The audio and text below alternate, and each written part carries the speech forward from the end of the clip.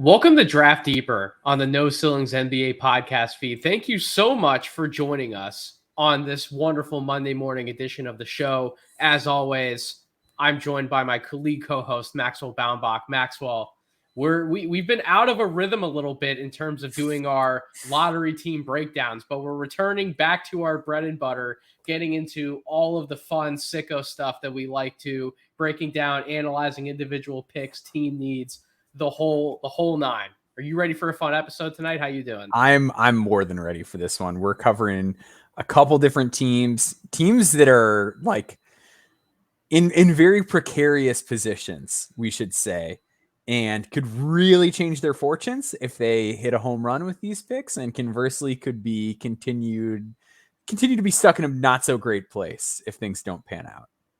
So what's interesting, as you alluded to, about some of the teams that we're discussing on this episode is that when we move towards the top end of the lottery, right? Those top 3 or 4 teams that we will definitely get to on our next episode. When you move there, though, there's a lot of bad to talk about in terms of what's currently going on. And we're of the mindset with those teams of it's strictly BPA. Like, we just got to inject talent like anywhere we can get it. There's usually not a ton of good going on. With the teams that we're talking about tonight, so we're talking about the Washington Wizards, the Orlando Magic, and the Detroit Pistons. I get the Pistons had a bad record, but they still have a lot of interesting pieces in place. The Orlando Magic were one of the most competitive teams in the Eastern Conference, pound for pound, when you actually go back and watch their games, particularly in the second half of the year. And the Wizards, albeit a lot of their fits up and down the roster are clunky, the talent is still there to achieve a better outcome than what they did, which was a 35-47 record in the Eastern Conference. And that's certainly where we'll start. But that's what makes these discussions tonight so fascinating, is that there are good things we can point to and potential pillars in place. Now it's sort of, you have not just a mid first round pick or a late first round pick or a few seconds, you have a lottery pick to sort of help you build around those pillars. What are you going to do with those lottery picks to essentially accelerate and ultimately rocket your team forward into a better position next season? So we're going to start with the Washington Wizards. Like I said, 35-47 record last year. They currently hold the 8th and the 59th overall picks in the draft. Yes, it's Draft Deeper. We will talk about that 59th pick. You better believe it. But obviously, we have to start at 8. And when you take a look at this team, Maxwell, their projected depth chart next year, like I said, there's a lot of pieces in place. Monte Morris at the point guard spot. You obviously have Bradley Beal there. You have a few wings like Denny Avdia and Corey Kispert. Kyle Kuzma and Kristaps Porzingis are both on player options, but you would figure Washington's going to do whatever they can to try and bring those guys back. And then more on the bench side, you have DeLon Wright, our guy Johnny Davis, our no ceilings darling Johnny Davis last year, and then Daniel Gafford. So there's a lot of pieces there's there talent to work with. Yeah, there's like a weird degree of depth for a team that is considered widely to be bad. Exactly. So if we go into this with the mindset that Kyle Kuzma and Kristaps Porzingis, again, are likely to get new deals, they'll probably be back in the fold. At the very least, one of those guys will be back in the fold. What are some of the needs that you think exist on this Washington Wizards roster? Like, just from what you're able to gather from last season, where do you think they need to build out with and focus on with a lottery pick? I really would, honestly, I know that we're like, these teams don't necessarily need to swing for the fences. I am still swinging for the fences if I'm the Wizards, because I think you've got enough everywhere, right? Like, you've got enough playmaking with Morris and Beal. With Kispert, you've got a shooter. Kuzma can shoot. He has some up and down years. Denny is not quite where I hoped he would be on that front, but you've got Porzingis. So, like, he kind of balances it out, allows Denny to play on the floor. Your big man situation is pretty good. I know Porzingis has had a lot of injuries over the years, but like, him and Gafford is like a really nice kind of pairing at the big spots. So I don't think big is like a real need for them, but there's nowhere where it's like, well, I don't want to draft over that guy. Because even with Beal, it's like he's getting up there, and you know, how much longer is he going to attain, you know, this level of play? And then you could even argue like a 6'4" kind of combo guard, like how valuable even is that?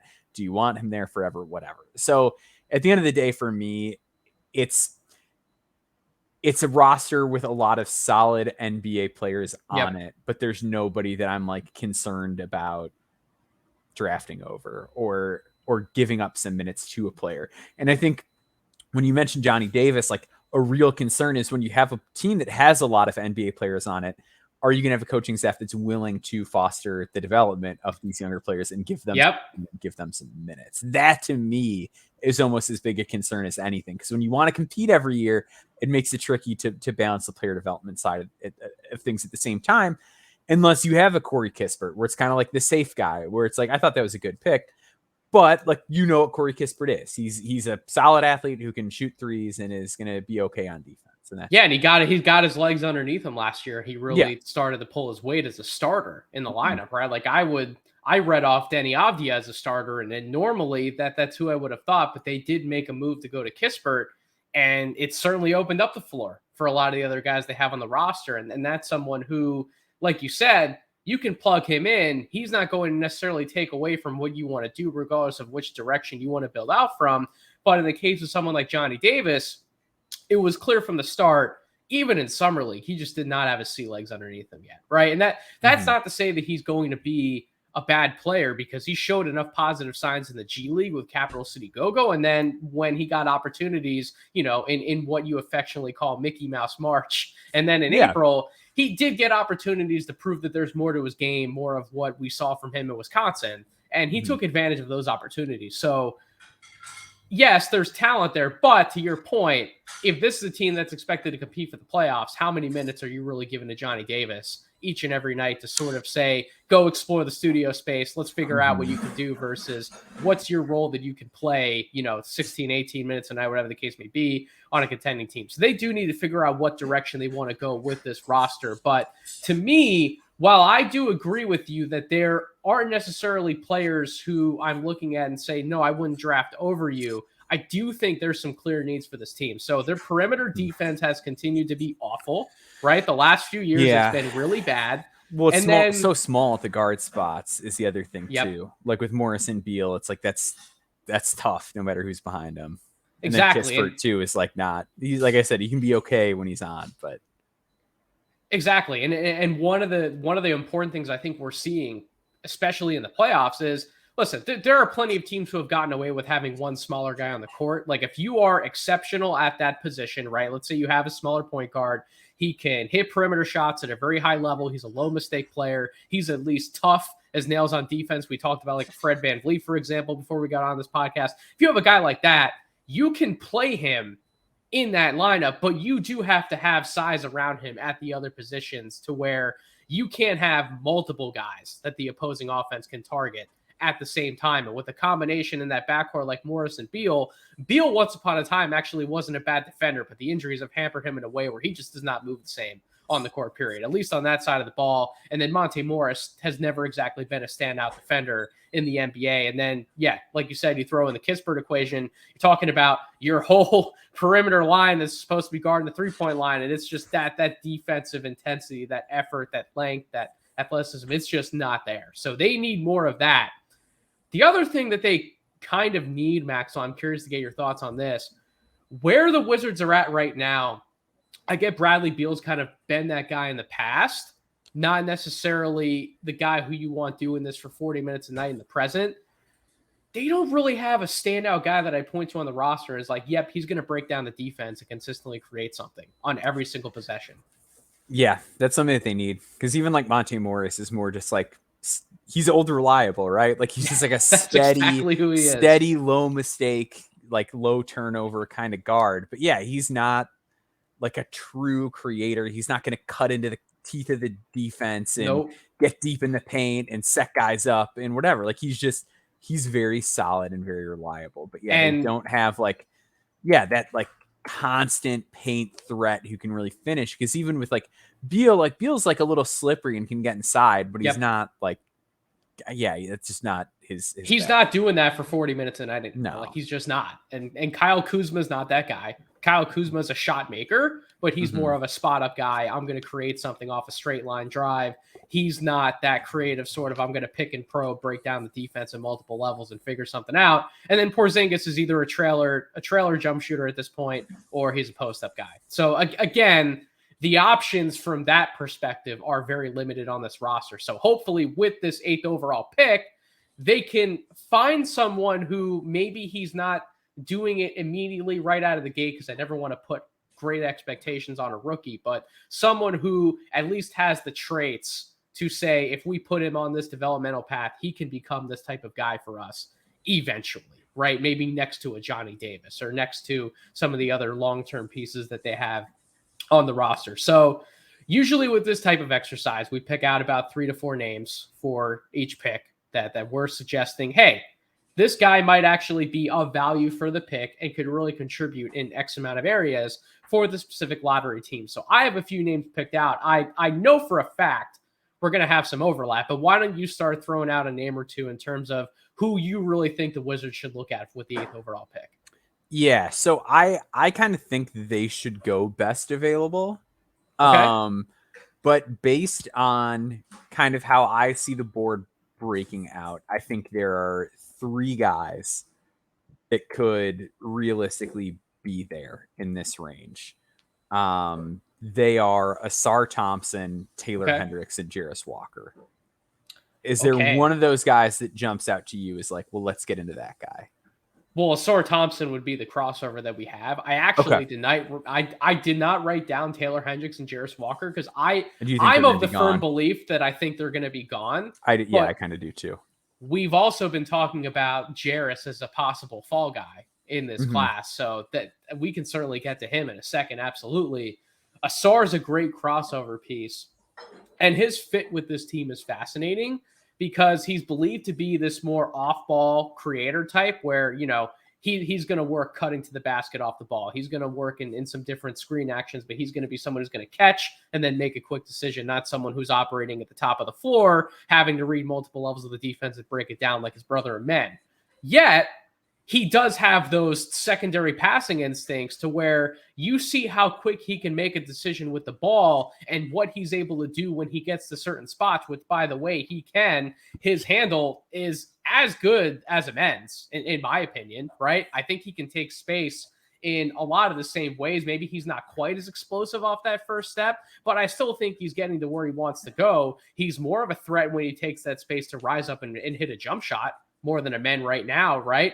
We have questions about what happens when he gets all the way to the rim, but if he's able to take mid-range space effectively and then either rise up for a jump shot or kick the ball out to where it needs to go, you're at least putting him in a position where he's making these quick decisions with the ball and he's not sort of being the stopper on offense, right? He's not the guy where the possession's going to end because he doesn't know what to do when he takes that space. No, maybe he's not getting all the way to the basket, but it's about making the most of what you can get and what your strengths are. And I think Asar is a player who can do that. And quite frankly, there's a number of players in this draft class who I feel like can do that at a good to great level. And we may underrate that because some of their other aspects of their offensive game are lacking. Is that kind of how you feel about Asar? Are you a little bit higher on his evaluation, that a little bit lower? Like, where are you at with him when you think about it? No, I think all that's fair. I'm a little bit more optimistic with him when it comes to like the half court rim finishing stuff. Like I've made it a point to go out of my way to note that like I think Amen is way ahead of him on that front right now. But I do think his frame is going to fill out in a way that he doesn't have to do as much fancy stuff as he maybe did in OTE. He'll be able to get better angles to the rim. He embraces physicality a lot more than Amen, which is going to help too. But if you do look at the guys who get better at rim finishing at the next level, it is athletes. It's like always guys that like really soar up and are kind of like growing into their body and figuring that sort of stuff out. And he fits that profile. Like Josh Green is like one of the biggest examples. Like if you look at his pre-NBA finishing numbers, they were bad. He's figured it out in the NBA. Asar, like same kind of dude to an extent. I think his shot is a lot better, especially off the catch. I think he hunts it a little bit more. And I really think that just from a defensive standpoint, I'm a lot more bought into what he's going to bring on that end than Amen. Bingo. In terms of just his consistent ability to buy in, keep guys in front of him, and make plays. His recognition on defense, I think, is quicker than Amen's, and I think he's a little bit more refined as far as when he doesn't gamble. So I think from that standpoint alone, just like the fact that like you can play him with Beal, you've got that extra playmaking punch out there still, and he can maybe take a tougher defensive assignment. I don't know if that's going to be something he does out of the gate, but I think long term he's going to be a good defensive addition to their roster. Yep, I think he's already making strides in the physical department as far as his development with his body's concerned, right? We've seen that with both him as well as Amen in some of the offseason stuff we're witnessing. So I think that's a positive for his defensive upside as well as the rim finishing stuff long term. I think a lot of the rim finishing stuff with him and his brother, they just have to get more aggressive when it comes to when they actually get to the basket. What type of angle are they taking? Are they looking to finish, through a defender or going towards the basket, or are they doing some of the fancy, I'm going to kiss it off the glass, while angling, contorting my body away versus going more inwards? And that type of stuff, I feel like can be cleaned up. Sometimes it's not the easiest thing to clean up because when you get down to a certain point, it's more of like a mindset thing. Like, I'm willing to take this contact. I'm willing to go at this defender, regardless of what it means for me. I just want to either get this basket to go or get to the line, after hunting for the contact. And that stuff, like I said, sometimes it works out, sometimes it doesn't. But Asar at least has the physical tools like you're talking about to take advantage of those opportunities. In my opinion, when he gets there, it's going to be more about his decision and what he chooses to do, not him being able to get those opportunities. And that's the most important thing to me at the end of the day. How do you feel about him as a decision maker overall? Like, I kind of alluded to it in terms of how I feel he can be useful in the half court, but there's other people that are evaluating Asar and they want him to be more of a primary ball handler like his brother Amen. And while I don't think that's out of the realm of possibility for him, that's certainly not an experiment I would want Asar to be participating in right out of the gate. I kind of want him to get more acclimated with the rest of the offense and how he fits in off ball. And then as he gets more comfortable as a shot maker from different levels on the floor, and that quick decision-making translates to results on an NBA floor, then we can start to experiment more with you and with the ball in your hands at the top of a pick and roll set. Yeah, I'm with you. I think maybe it could be on the table. Like, if everything comes up roses for him, like, yeah, maybe that could be something that he does down the road. It's not like I would never just like turn the keys to the offense over to him. I think you're closer to spot on. Where I might disagree with you a little bit, I don't think he has like the same, like you mentioned, like his handle being on the same level as Amen. I think that might be true because Amen is more creative with it, but it comes real loose at times. Where I think Asar has a little bit better command of the ball, but I don't think he's as creative and I don't think he's as quick-witted. Like, I don't think he sees things at the same speed Amen does. And I think I like him a lot more like coming to a jump stop and just playing it a little bit slower, waiting for things to open up. He surveys a little bit more, which is fine. Like, he's still super advanced for a player. That's kind of why I like him more than Amen, though. If I'm being completely honest, like, I know you're an Amen over an Asar guy.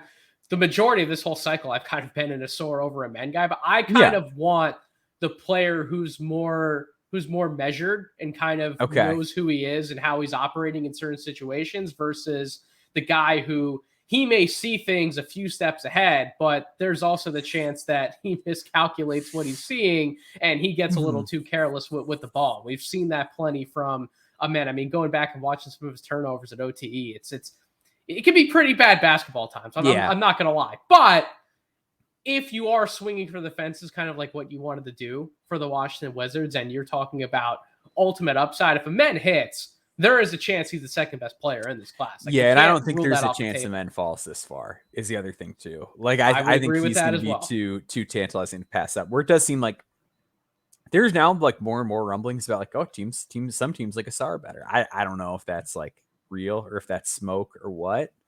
But yeah, I think I agree with you. I ultimately think Asar is like the second side kind of guy is really, really exciting. Because I do think, to your point, his burst off the line is awesome. I think it's really good. And I do think his shot mechanics are a lot better than Amen's are. Like, I do think there's a pretty significant difference in terms of how I feel about them as catch and shoot targets now.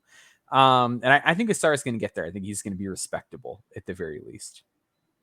I would agree 100%. So, okay, we've had our say about the Thompson twins. So you also outlined both of the forwards for the Washington Wizards. And if you take a look at some of the players, again, who are on this roster, I get that you've sort of outlined your major point to this, which is no one's stopping me from taking the best player on the board.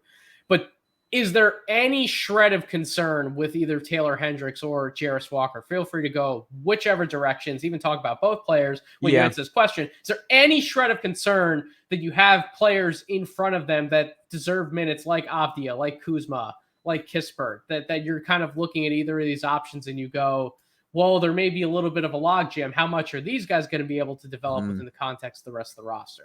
So my fear with Jarris would be that if I think Jarris, wherever he ends up, is going to play right away. Like, I think he's so trustworthy that like he's going to be a rookie that plays pretty much regardless of what happens.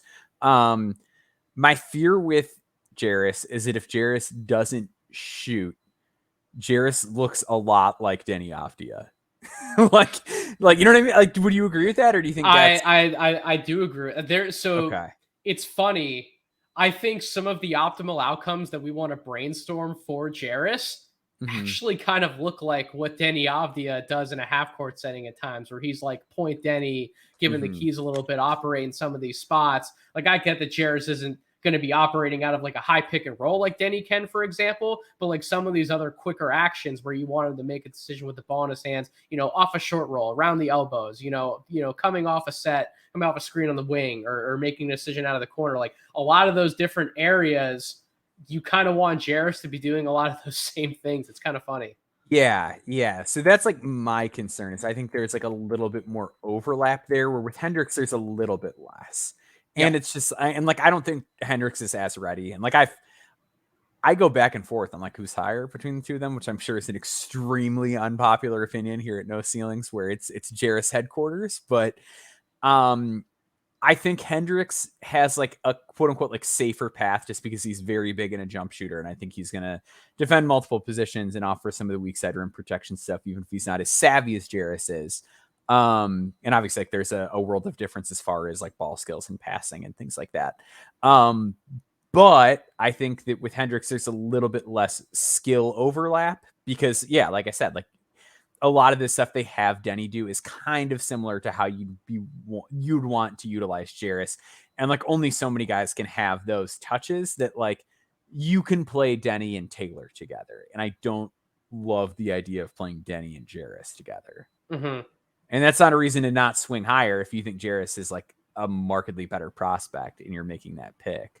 I mean, you're kind of with Taylor, you're kind of going to be splitting the very similar shot types between him, Kuzma, and Kispert. That's more of the player that he's going to be for the Wizards, which teams want to have multiple of those guys in the lineup at the same time, right? Like, you need the floor space from both corners, or you need the floor space from corner, opposite wing. You need legitimate shooters in those positions to take advantage of anything that's created out of a high pick and roll set, which again, that's still ultimately, I think, what the Wizards want to do with the Beal-Porzingis combo, or Beal, throw whatever forward or big man in there. They still want to run those types of sets. But if you're telling me that at any point in time you can have any of the two of Kuzma, Hendricks, and Kispert on the floor, it makes a lot of those play types, the outcomes for them to be much higher or much better anticipated versus playing, a dual forward lineup like you talked about with like an Avdia and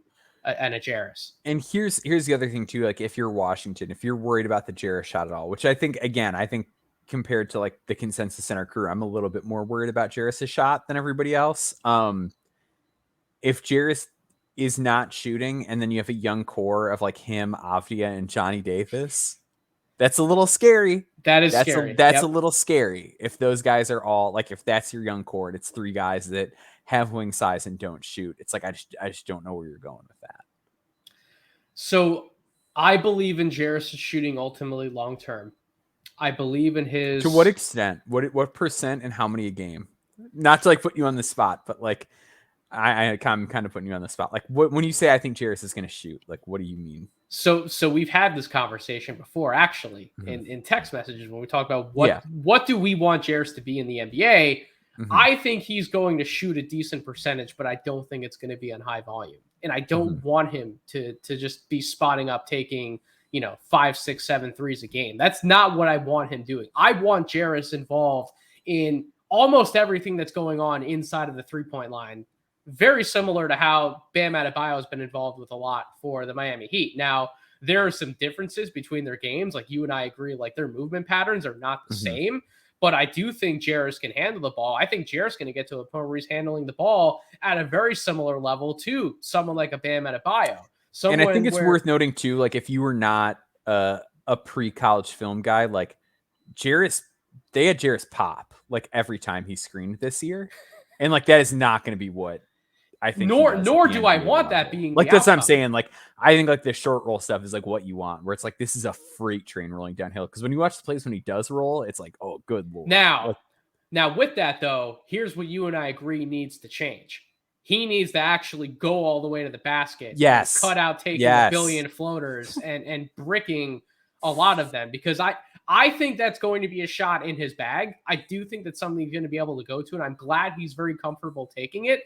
But you need to leverage your close to 6'8" in shoes, 249, 250 pound body. You need to deal out some punishment, get to the line, and make it work, make those touches worthwhile versus giving the other team back X amount of possessions because you're just so willing to take this floater. But if you're missing all of them, you're not doing your team any favors, nor are you necessarily putting your team in an opportune position to get rebounds off of those misses and get some putbacks and take advantage of points scored otherwise, unless he is crashing the glass off those attempts and he's getting his own rebound. And that's how he's manufacturing some of his offense. Great. That's not something I want to live on at the same time. I want Jarris either making a quick decision with the ball to go all the way to the basket. If the space is there on occasion, take that floater or take advantage of some of the passing vision that we've seen him have going back to high school, doing a quick post up on somebody, putting his back to the basket, letting some of the doubles come to him, and then making the quick decision out of that play type to keep the ball moving like that. That's some of the actions, as well as more of the short roll stuff, free throw line and out towards the 3-point line. That's a lot of the stuff I want him involved in, not just spotting up 5, 6, 7 times a game from three or potentially more. Because if that's the player you're turning him into, the opposing defense, you are jumping up and down and you are living with that result 10 times out of 10. Yep. Yeah. But I will say, just to to give the other side of this too, like with Taylor, like he is very thin and was very bad at the rim this year. So like if Taylor Hendricks is playing right away, again, I because of his athleticism, I do believe the rim finishing is going to turn at a certain point. But like what you're getting out of him if you play him right away is mostly just going to be shooting. And then like you hope that he's a good defender for a rookie. So like Jarris is probably offering you a lot more out of the gate if that's a concern that you have. Like if you want to keep up this, like we're trying to make the play-in thing, like you 100% go Jarris. So here's the good news about both of those guys, though. If they do go in these positions where we're projecting them to go, they're still likely not going to playoff teams next year. So their opportunities become more bountiful and their expectations become a little less in terms of what they have to be to keep playing X amount of minutes on the floor per night. If we're talking about these guys going to playoff situations, I would agree with you, Maxwell. I think Taylor Hendricks certainly is not seeing, 22, 26 minutes a night for a playoff team next year, nor do I think that that's definitely a slam dunk fit for Jarris. Jarris, to me, really has to live up to the expectations we have for him defensively, right?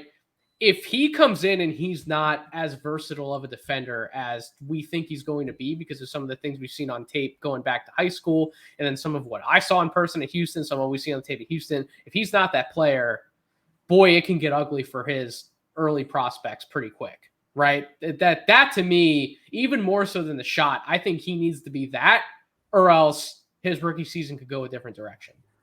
Yeah, I think what he will have in his back pocket is, I think, just his understanding of defensive rotations and principles is going to be way ahead of a lot of other guys. Like the sort of Jarris naysayers. And I feel like there's like a decent amount of like clips that I see going around on Twitter. Like the one that you see a lot is like the Taylor Hendricks blow by clip of him. Like I feel like I've seen 80 different people post it, and it's like a fair clip. Like that is like a real concern with Jarris. Like sometimes like he can be a little upright, like he can be a little slow to react on the ball and whatever.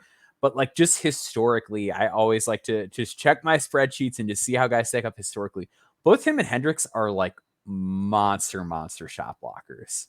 For players coming out of college, in terms of like what their block percentage is for guys that you're kind of projecting to be a 4 is really, really good.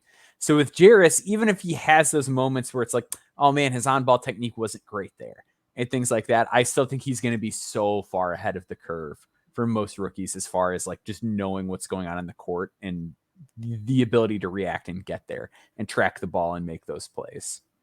So we've had good conversations about the forwards, which we will certainly bring up some of those players as well when we talk about our next team in the fold, the Orlando Magic.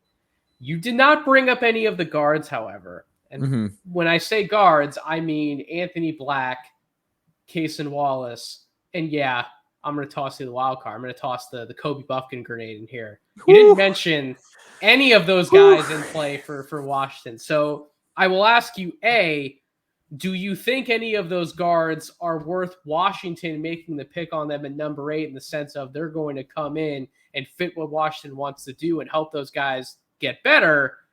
And B, out of those guys, which one would you like the most for Washington if you're choosing out of any of them?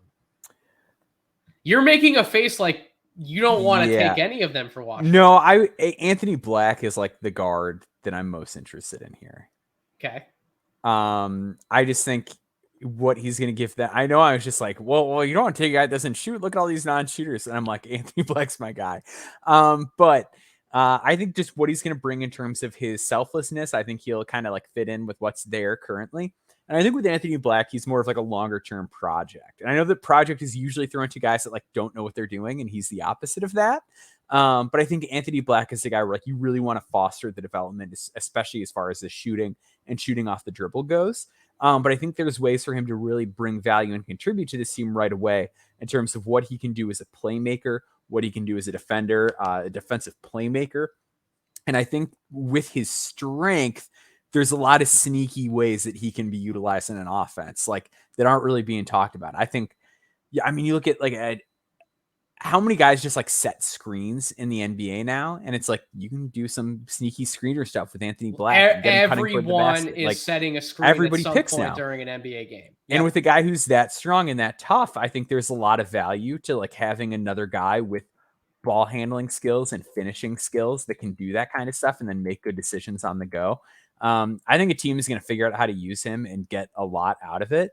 And like he offensive rebounds, like he's good on putbacks. He's good on stuff like that. So, it's a little clunky just in terms of he's a rookie. He's kind of a guard and he can't shoot. But I think he's got the most upside out of any of them. And I think if you can get creative in terms of finding ways to just leverage what he can do as a decision maker and ball handler at his size, there's a lot of value that he's going to bring. Gets to the free throw line a ton too. Yep. And you're a team that needs a little bit more rim pressure. So rim pressure and being able to break down a set defense. Anthony Black can do that because Anthony Black crosses over to his other hand and he's exploding off that step and he's breaking into the teeth of the defense at the drop of a hat. And like, that's the type of rim pressure that I want to see on this Washington Wizards team, that dynamic that they don't have, right? Who can give them that? If Amen Thompson's not going to follow them at number 8, Anthony Black is the other name we'd look at. And how he operates as connective tissue. I wanted to make, there were a few guys I just wanted to go back and refresh myself around a little bit of their tape before we did this podcast. Anthony Black was one of them. The more I watch him, Maxwell, man, it is really hard to shake the Josh Giddey similarities. It's really hard to not look at him and be like, he's able to take the space. I get the set shot isn't the prettiest, but when he gets it off, you know, the amount of areas in which he is comfortable shooting the ball, when the defense goes under, you know, when he is able to take space inside the arc out of a pick and roll set or out of a DHO, he will take those shots with confidence, which is what I want to see, right? I get the mechanics aren't the prettiest.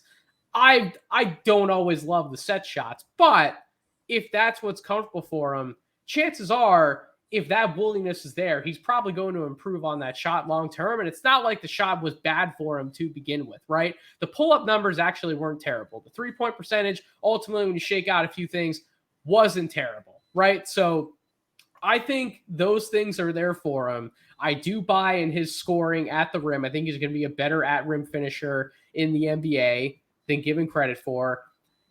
you mentioned the ability to draw free throws, and then all of the passing that comes out of his drives, his kickouts, some of the stuff he can do in a screen and roll game or a screen and pop game, or being involved in those ways, screening for somebody else to get open, coming off, catching the ball, redirecting to where it needs to go. There's so many different ways you can use a guy like Anthony Black.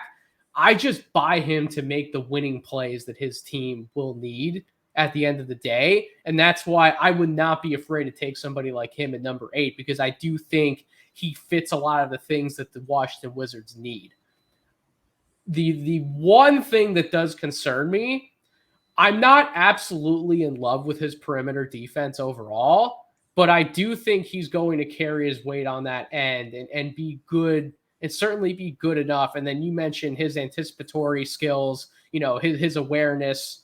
He can read passing lanes and force turnovers and then get out on the break. I'm not in. How do you feel about his ball screen defense? I'm not in love with that.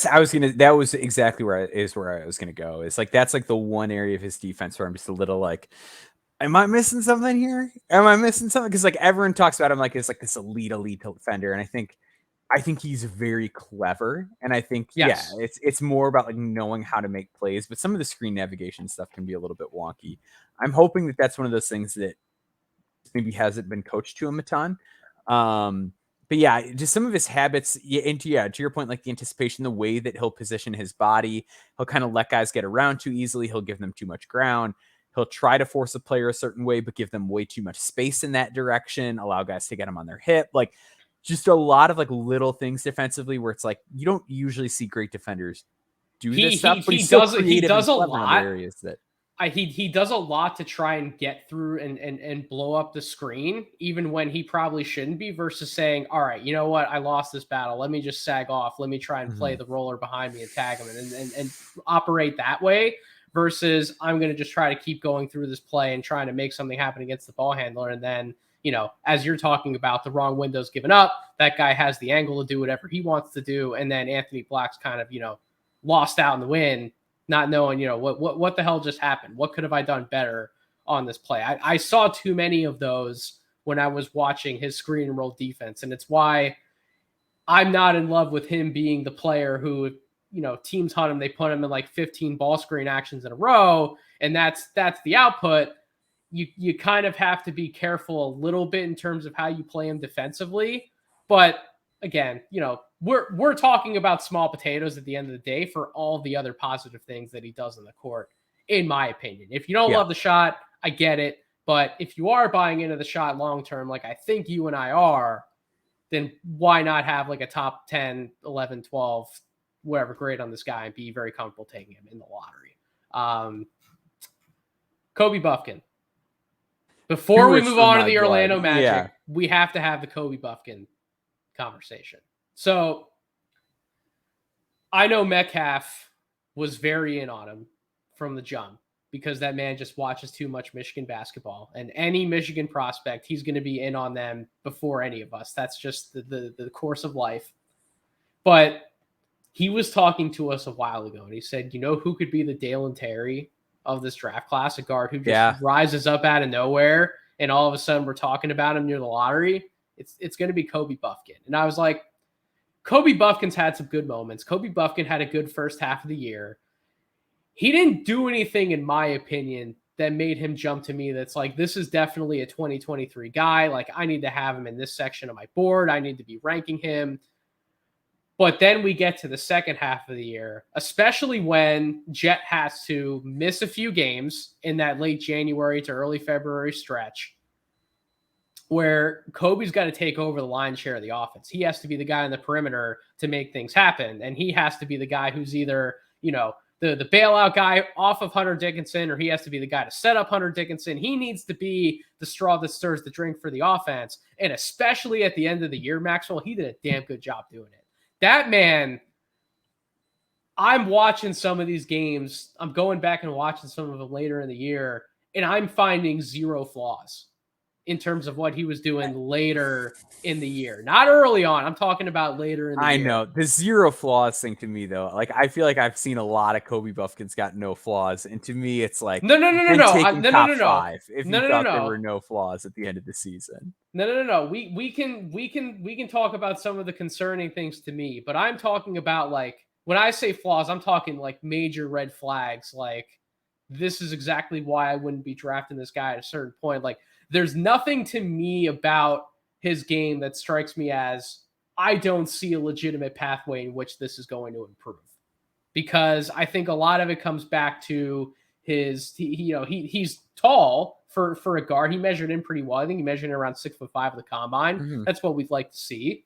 But he's not a particularly big guard, right? And I think that leaves him open on both sides of the ball to missed opportunities, whether it's finishing around the basket, whether it's defending certain guys up at the top of the court or switching on to certain guys. It leaves him open for a number of negative outcomes depending on the position he has to play. I understand all of that, but he does have the frame that says to me, I think he's going to add a little bit more size, and I definitely think he's going to get stronger, which is something we talk about all the time on this podcast. That's going to happen for him. So I think some of that stuff's going to go away. He's freshman age too, which I don't know if a lot of people know that. He is like the age of most young sophomore. A lot of them. Yep. And then on the jump shooting side, again, we talk about comfort level in terms of the variety of shots that you're willing to, able to, and then ultimately make on the court. I'm seeing him make jumpers off the catch in the corners. I'm seeing him set himself up for shots on the wing. I'm seeing him take threes above the break and transition. I'm seeing him step into some mid-range looks. I'm seeing him hit floaters. I'm seeing some craft off of a screen and roll set to where he's playing his man on the hip. Very careful in terms of his timing, going up towards the basket and ultimately shielding the ball away from a defender so that they're not able to block the shot. Like, I'm seeing all these different things with his scoring game, Maxwell, to where I'm just like, I get that the shot may not be there as good as we want it to be from the jump, but he did also hit nearly 36% on his threes on a decent volume. He did convert well in some of these other areas on the floor. I think the touch is there. I think the mechanical approach is there. I'm just really struggling to find things that I'm pointing to and being like, that's going to be a detriment through his career.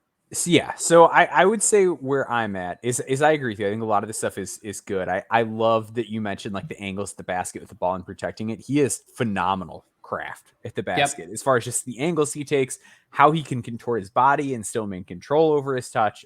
I love it.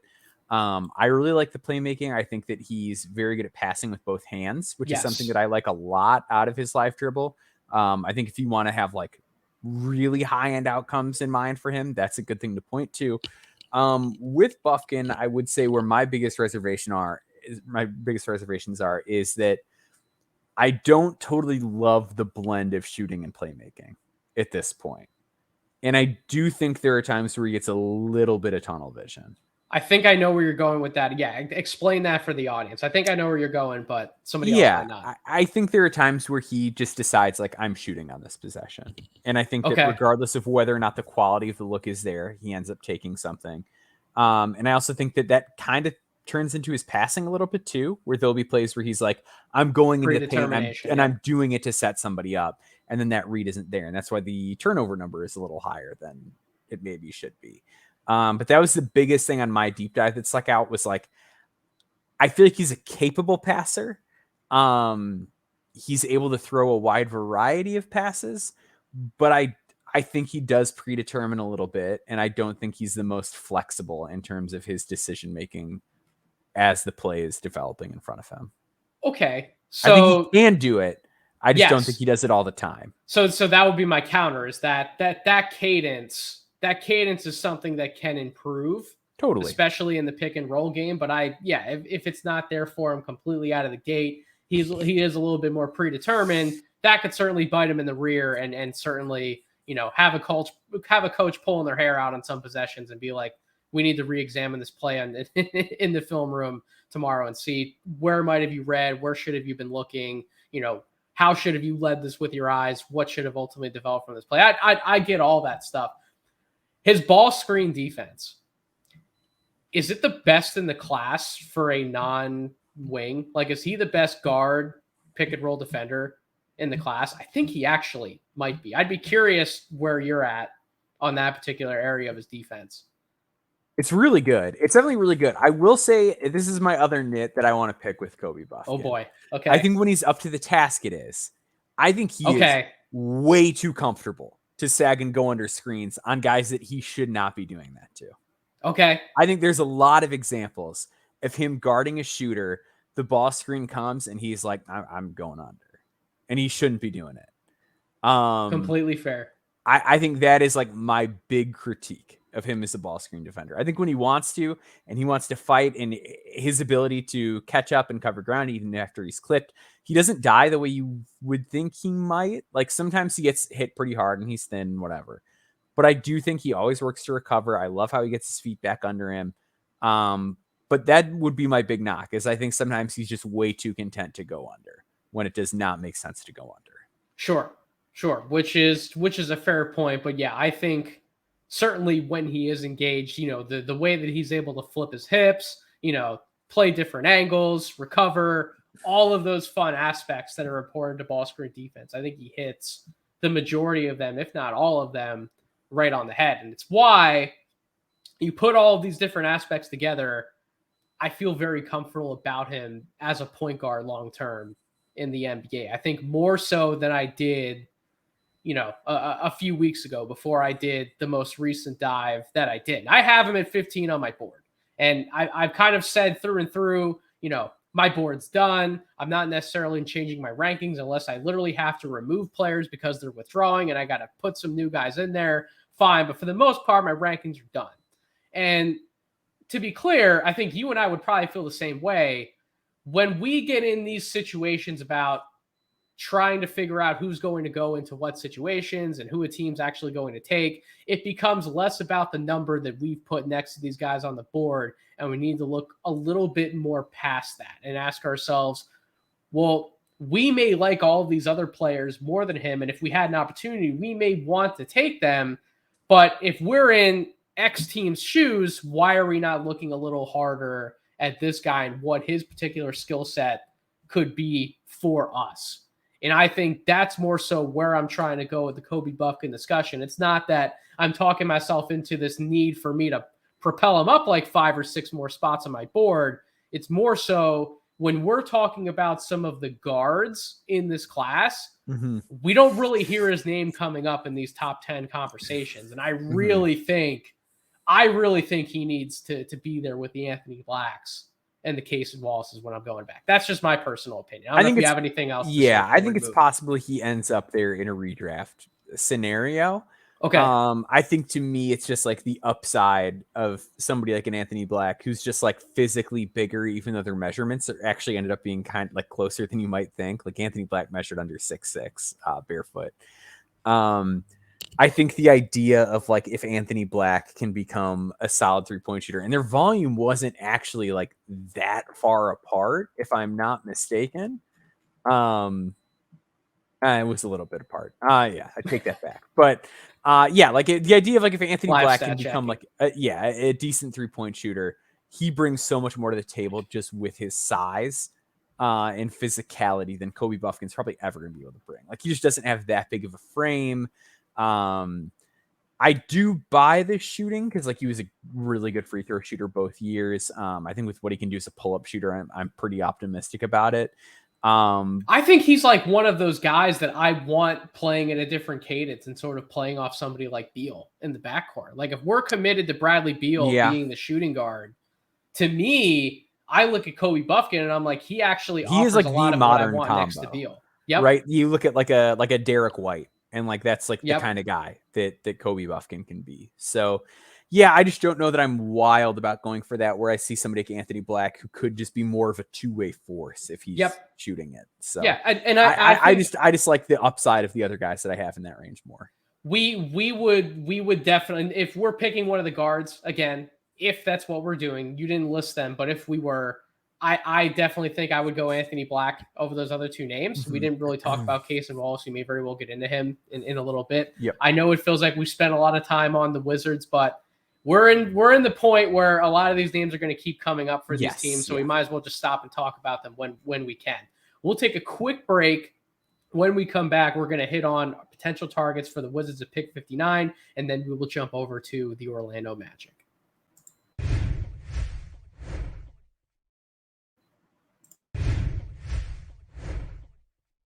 All right, and we are back. So Maxwell, potential targets for the Washington Wizards at pick 59. This is our we love it. Sicko territory. Sicko territory. Who you got for me? All right. So I'm gonna go off of the ESPN best available board. Okay. Because I know what our back end of that range looks like, but I think this may be a little closer to the consensus. This one's a bit of a reach. Number 51, our guy Seth Lundy. That's right? The first name I have written Lundy down. is he would give this team so much of what they need. He gives them a floor spacer, he gives them some length, and he gives them some defensive nastiness. He's a guy I absolutely adore in that range. Another guy I think could be interesting, just touching on their defensive problems, is the you've got to be patient pick of this range, which is Jalen Clark. Okay. Who's in this range on the ESPN? I love it currently. Just because, like he's going to give somebody that you can play next to Beal. I do think the shot, like, I don't know that I buy the shot, but it improved so much that, like, I think he might be okay at shooting. I like his decision making and craft with the ball. So he's in that range, and then Trey Alexander's in that range. I feel like they've got so many combo guards though that, like, I don't know that I want to give him another one. If Trey Alexander lasts all the way to 59. And I know it's like you said, it's two different boards. You wanted a different spin on this exercise, but man, that'd be lasting a while. Yeah. The other one I'll throw out, let's do Julian Phillips. He's in this range. I'm pretty sure he's going back to school because it seems like he's pretty active in the transfer portal. But why not just swing on Julian Phillips? Like, if you're picking at this point, you're the Wizards, like, why not just take the guy who's really fast and jumps high and has long arms and hope that a year with the go-go gets him moving? So what's fascinating about Phillips, there's a number of people I could point to, and they'd look at us and be like, you're throwing out Phillips at 59. He should be going way sooner than 59. But you and I have kind of been of the opinion all year where we're questioning how draftable he is this year. And you kind of said, we think he's going back to school. I think he's going back to school, but I've questioned all year about just how much offensive impact this guy has. And if he's not going to be able to hang his hat in any one particular area on offense, other than just cutting to the basket and hoping that somebody can get him the ball, set him up for an easy look at the rim, or, a transition right now where he's filling the lane. If what you're giving me on a night-to-night basis in the NBA is an action where you're moving without the ball and hoping to get an easy look at the rim somewhere, that's not going to cut anymore in the NBA. I'm sorry, it's just not. You need to give me something more, or your defense has to be that freaking spectacular. And I know we all talk about, in the Bahamas, he locked up Grady Dick, and Grady Dick couldn't even get a shot off. We are well removed from that game at this point, to where, I'm sorry, I think I need a little bit more from Julian Phillips on the offensive side to fully buy into, this guy is just this nasty of a stopper, where he's going to come in and be this guy who's actually playing a role worth his weight in the NBA versus just like getting 4, 6, 8 minutes, whatever the case may be, here and there. And that, I think you're in the same spot with Julian Phillips. Yeah. He's got to find a way to score in an NBA game. And again, he's one of those guys where he was a really good free throw shooter, but just was hesitant to shoot threes, seemed a lot more comfortable operating around the elbow. He wants that post-up game. He wants that that turn away from the post. There were 9 guys on Tennessee like that. Josiah Jordan James, Nakamwa, they were all just how about I go to the elbow and who's giving him those shots in the NBA though? See, it's nobody, funny, because it's not a thing that guys do in the NBA anymore.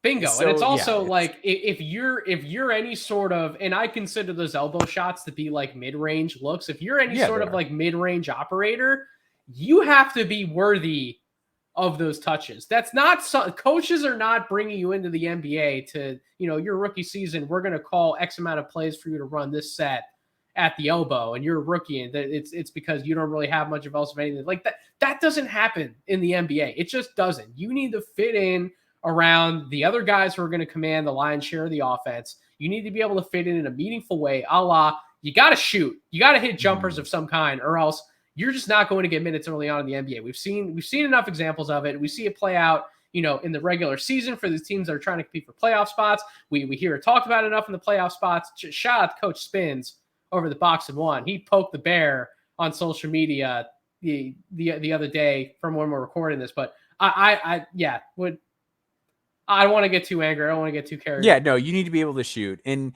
the thing is too with Phillips is like his frame is like narrow, so he's always going to be on the thinner side.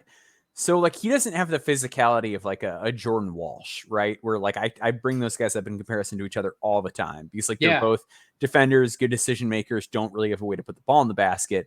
But with Walsh, it's like that guy's going to be more ready to screen. He's going to be able to comfortably guard more players. Where Julian Phillips is like, you're pointing to his best performances guarding Grady Dick. And like, no offense to Grady Dick, but like that's not like a common body type of player in the NBA where it's like, oh, great, you can guard Grady Dick. You know what I mean? Like, it's just like, that's not what a team is looking for when they draft you. So, and by the way, I'm not trying to dump on Julian Phillips long term. No, I just think it's a realistic conversation about like how front offices probably view a guy who is like rail thin and had an effective field goal percentage of like 43 or whatever, 44. I was off by 1 on my guess, but yeah, he just doesn't have a way to score right now. I think the touch is there, and I think there's room for him to develop on that side of the ball, but he has to show that he is more developed on that side of the ball to be drafted in a much higher spot than where he would be. This, like, I think best case scenario for him in this draft, 45 to 60, like best case. I think if you come in this year, I think Julian Phillips, at least out of the gate, a lot of people are trying to talk themselves into like late first round grades on him, get that guaranteed money. He's not that guy right now. Goes back to school. Maybe he can become that guy. We'll see what happens next year. So you brought up a few interesting names. I also wrote down Seth Lundy. I wrote down Landers Nolly for a lot of the same reasons that you said about Seth Lundy, except the different dimension with Nolly is I really like his shot making ability when he's run off a spot, like that stop and pop, that baseline fall away. Love those shots that he can hit. And then we know about his 3-point game. We know that he can guard 2s and 3s, buy into the wing defense. I wrote down Kobe Brown.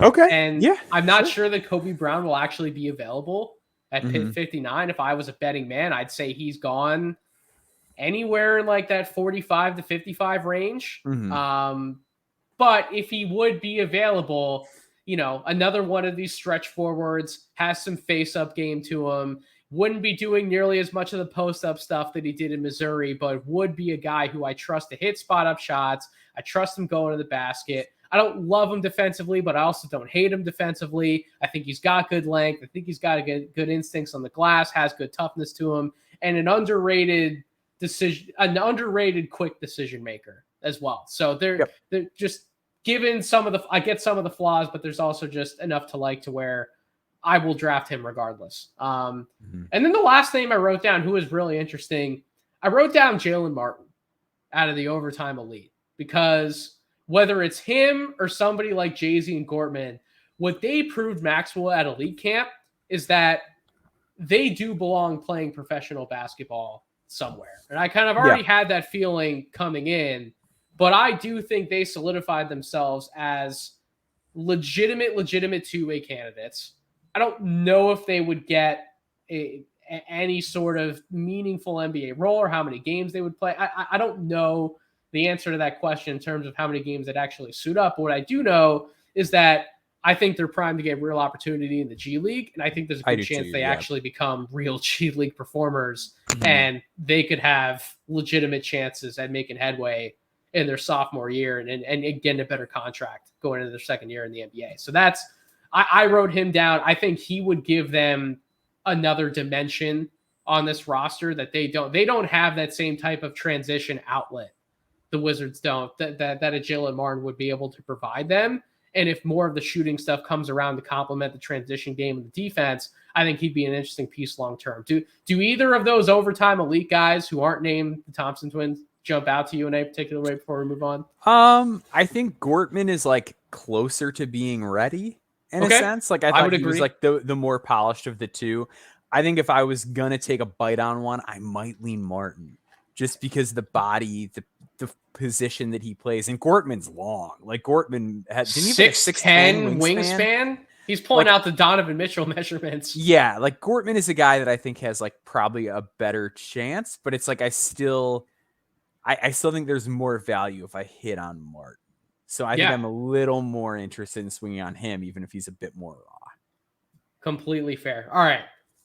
The Orlando Magic finished with a 34-48 record last year. They currently hold the 6th, the 11th, and the 36th overall picks. Their depth chart is absolutely freaking fascinating. You have 2 guards in Markelle Fultz and Jalen Suggs who are playmakers and defenders, but not necessarily shooters by any stretch of the imagination. Then you have Franz Wagner, Paolo Banchero, these 2 jumbo forwards, wings, primary, secondary ball handlers, spot up scorers, pull up scorers, however you want to categorize them. They're both sort of, kind of very similar players.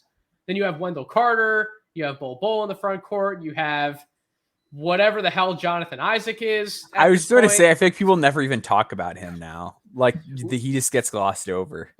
I just don't know how to talk about him at this point, weird. To be honest. It's bizarre. Mm-hmm. And then you have Cole Anthony, Caleb Houston, and Chuma Okeke with the pending free agent Mo Wagner. We will see if they bring back Mo Wagner or not. But no real crucial decisions to make from a free agency perspective. I believe this is a team that will have some cap room to spend if they so choose to do so, or if free agents want to go there. But we are draft focused. We will keep it that way. Maxwell, top needs, in your opinion, for the Orlando Magic heading into this draft? The guard positions. Like, it's pretty wild that you've got Jalen Suggs and Markelle Fultz, like, being your primary playmakers. Everyone knows that like they can sag, and this is not a great shooting team in general, like toward the bottom of the league in percentage and attempts. Like Cole Anthony is probably like your biggest threat to shoot a pull-up 3 on this team. Yeah. That's not great. Yes, they need more of that. They need more playmaking. Like the ball just doesn't move all that well. So even if I'm not taking a guard, it's kind of like a prerequisite to get somebody that moves the ball for me.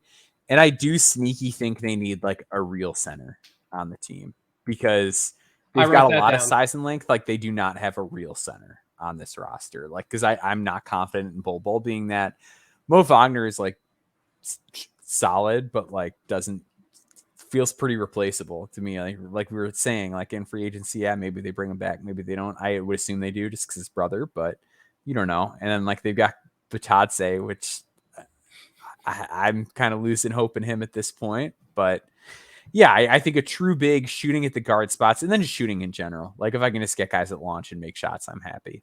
Yep. So I wrote down shooting specialists. I did write down if they can find a 2-way wing in this range, that'd be great. And then I also wrote down size at the center position. I didn't write down guards just because I feel like regardless of the criticisms that you and I may have about Fultz and Suggs, I think that's still the combo they want to figure out. And Cole Anthony, I think that they're still trying to figure out where they want to go with those 3 guys. And I think if they upgrade at that position, I think it's going to be through a trade or free agency. I don't think it's going to be through the draft. I would agree. And I think that's like kind of how they should handle it. Like, I don't think you want to reach for a guard just to do it.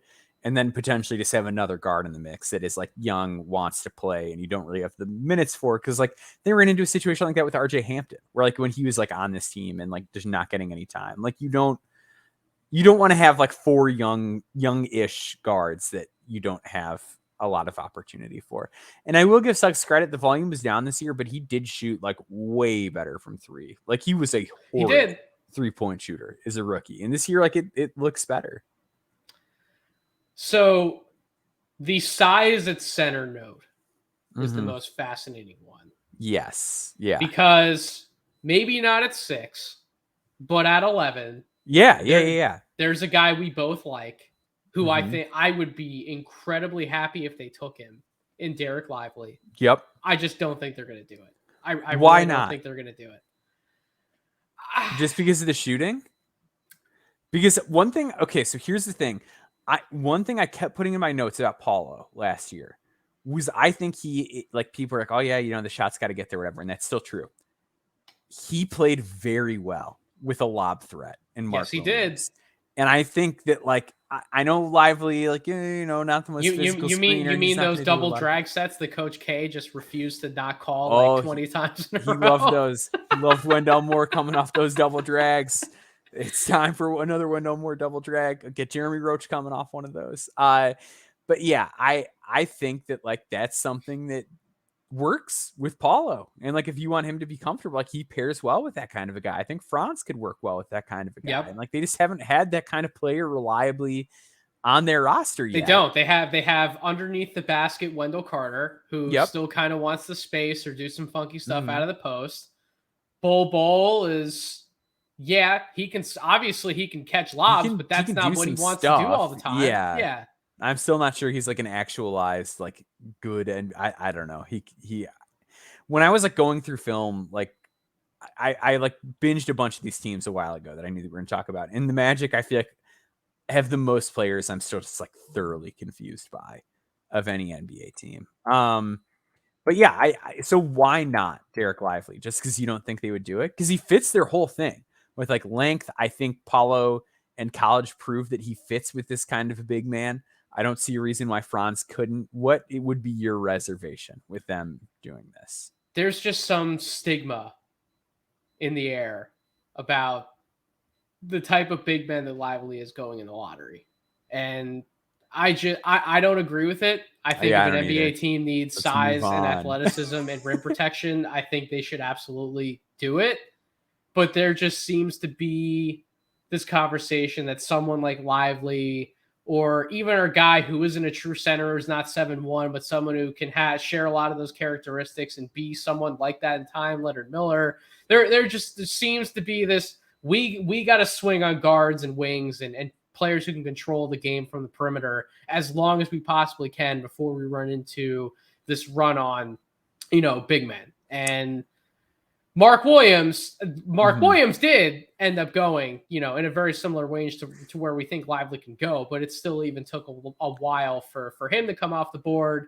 And we saw where, fourth in blocks, Mr. Walker Kessler ended up going in the draft. So I would love if they spent the 11th pick on Derek Lively, because I think at some point they're going to need someone with his skill set. The problem is that I don't have the confidence they're going to do it. You seem to be a little bit more confident in something that could happen. Yeah, well, I think the other thing with Derek Lively that we're all forgetting is like how much upside he has. Like I feel like he is. Yeah, the like, shooting stuff is real. Yeah, like he took threes in high school. He made like almost 30% of his threes based on the data that we have in high school. Like I don't know. It's very odd to me that like he played this very narrow role at Duke. And part of it was like he was wildly uncomfortable out of the gate, right? Like he was super, super timid, not very assertive as a The rebounder lack in of strength, I think, like, really killed him the most. yeah, But it seemed that it scared him. And I think Yep. we might deal with a little bit of that out of the gate at the NBA level too. But this guy is like crazy bouncy for a guy his size. I think he has a good handle. I think he's a good passer for his size. And I think that like he's a jump shot away from being like a very dynamic big man. And I don't know. I feel like more than any other player, he gets talked about in very narrow terms when we're often just kind of ignoring the fact like, hey, he was a really good shooter for a player his size and his age at one point.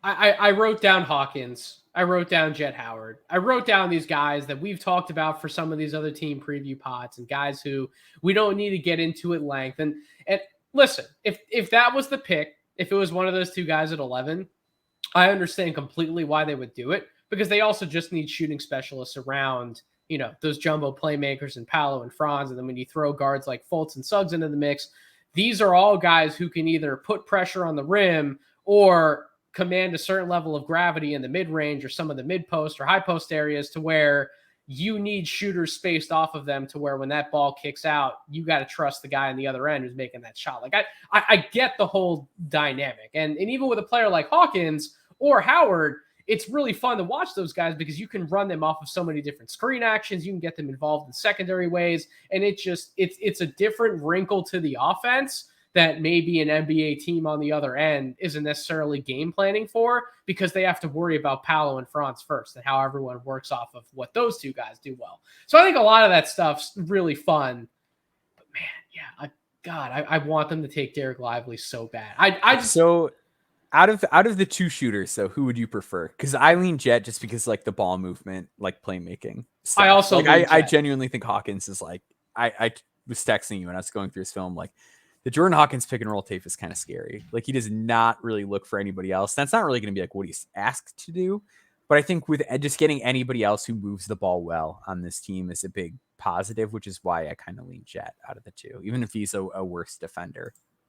So I also lean Jet Howard. I think I think the defense stuff has been overblown to an extent, as it has with a guy who I wrote down for pick number 6, Bryce Sensabaugh. I think it's been a little bit overblown. I think some of the at-rim stuff has been overblown. I get that he only registered 46 shots at the rim this season as opposed to like 331 overall field goal attempts. Yeah, I get that that's not what you want for a 6'8" guy. I get that you would also probably want a 6'8" guy to rebound a little bit more often than he does. But I would think of Jet Howard more as a 6'5" guard who just happens to be 6'8", and because he has that extra size, it sort of offers him a little bit of leeway as opposed to someone who is 6'8" first and foremost, who needs to be doing X, Y, and Z to leverage more of his physicality and his size. I think that's how I would think about Jet Howard. And if you do think about him in that way, what he offers as a movement shooter, as a spot up guy, as a secondary decision maker coming out of DHOs, coming off pick and rolls, I think all of that stuff, because he's 6'8", adds more value than what Jordan Hawkins could give me on the margins. I think Jordan Hawkins is clearly a better movement shooter. He is the best movement shooter, in my opinion, in this class. He is an offensive dynamo in himself. He has great range from well beyond the NBA three-point line. But we have all these different questions about how is he going to hold up on defense against multiple positions? How is he going to hold up when he's run off his spot? He has to make a play for somebody else. How is he going to hold up in the same way, finishing around the basket at a high level?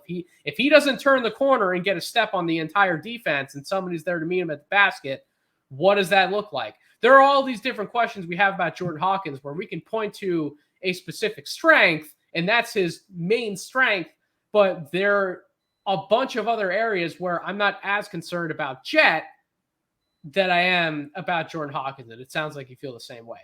Yep. Yeah, I would agree with all that. Okay, so number 6. We talked about number 11. The other names I wrote down for number 11, I did put Coulibaly down because anytime we get after 10, I'm just going to write Coulibaly in because I think he just deserves to be mentioned there, playing one of the most important positional archetypes that we have in the entire NBA and continuing to show growth game by game by game.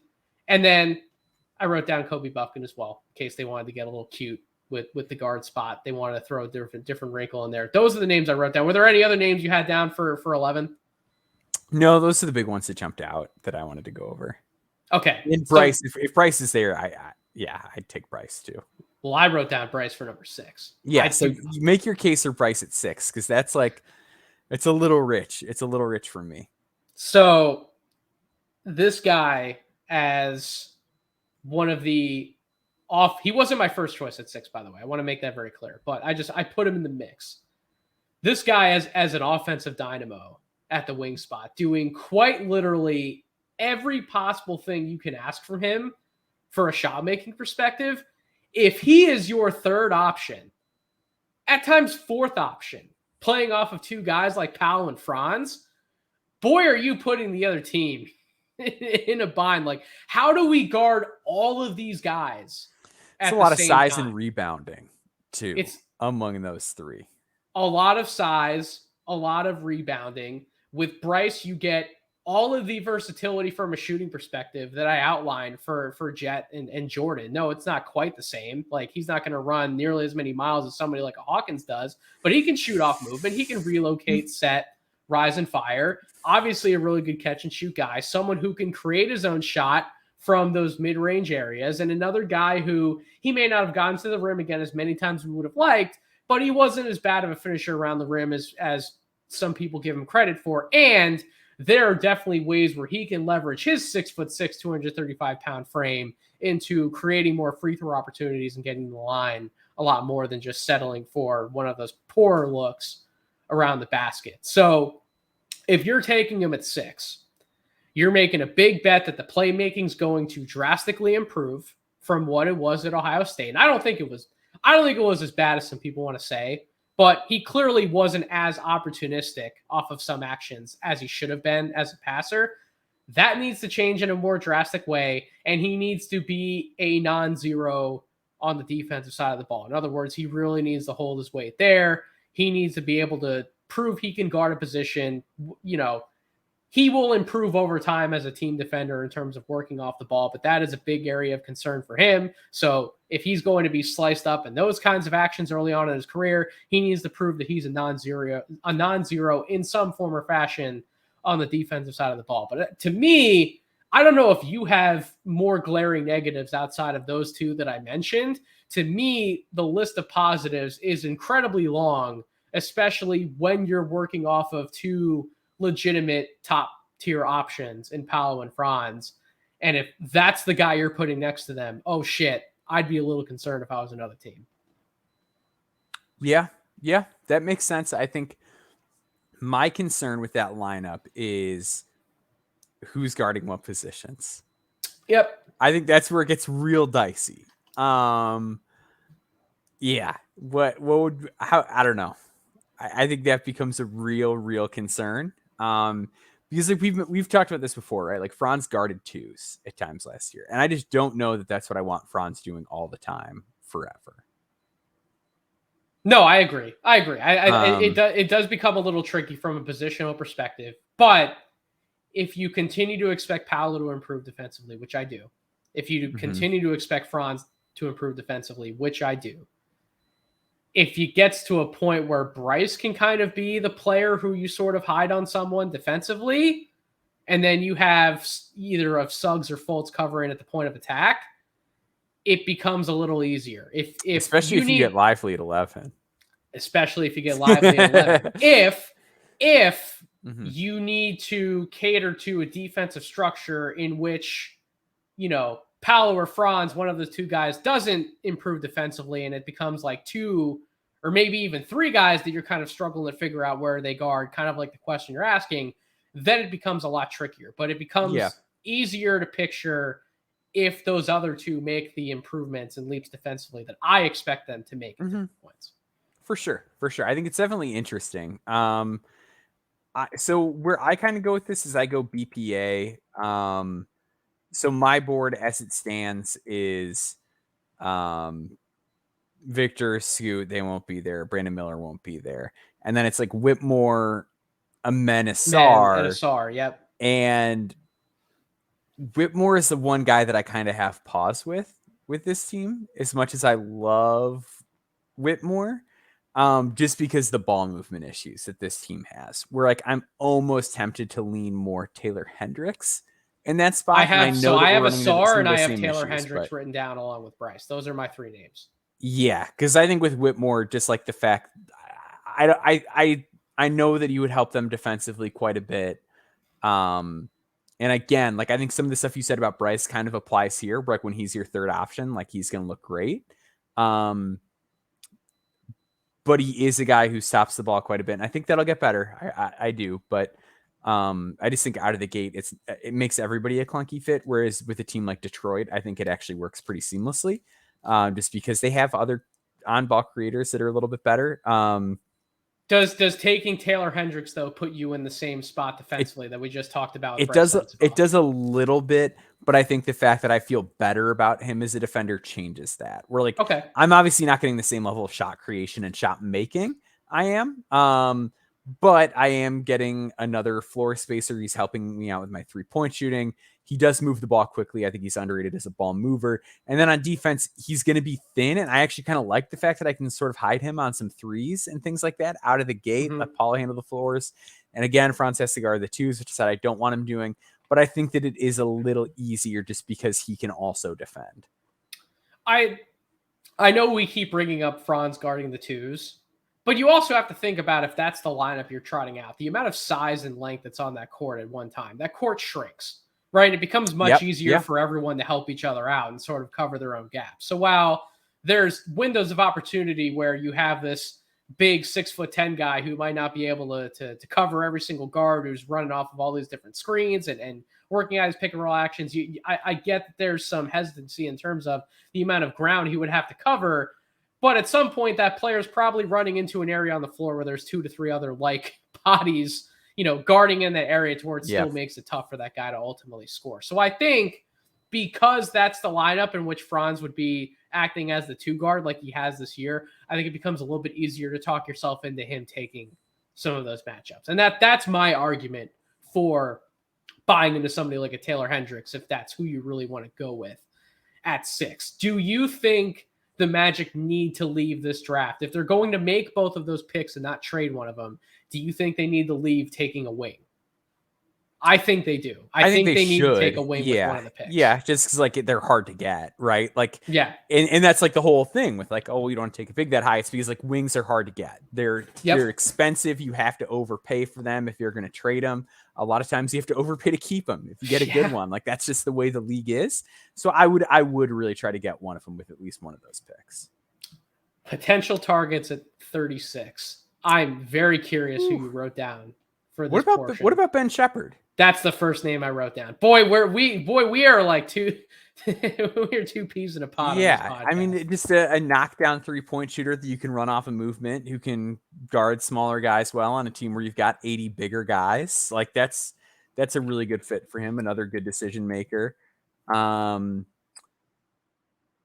that's one that jumps out to me. I wrote down as well Julian Strother for basically a lot of the same reasons, just in a wingier body. I wrote down Trey Alexander as a fun combo guard they can put in this system, and your hesitancy. Oh, no. I was just going to say on the combo guard front, what about Amari Bailey too? Amari Bailey could certainly be someone who they could target quite a bit if you want to. I don't know that he actually has more upside than Taylor Hendricks. I actually think, or Trey Alexander, I actually kind of like Trey Alexander better because I think he's much better off-ball player and defender. But yeah, I would love Trey Alexander here. I think that would be a really good one. And then how about OMP? How about OMP if they want to take a swing on a project in the second round? This front office that, if for nothing else, they draft into size, length, and positional versatility. Why not take a swing on somebody like that the second? It's interesting. I think some of the on-ball stuff scares me a little bit, but again, he's just going to be a play finisher. So I don't hate it. Like, because if OMP shoots, he's a guy you play in a playoff game. Like he is. And this team just buys into so many different funky projects. I think he's going to be gone. I think so many teams in the back end of the first round need size and length. I think he's going in the first. Oh boy. I really do. Maxwell's scorching hot take that he sort of uncorked on our mock draft, our mock posit podcast. But all right, we will take one more break. When we come back, we're diving into the Detroit Pistons at 5-31.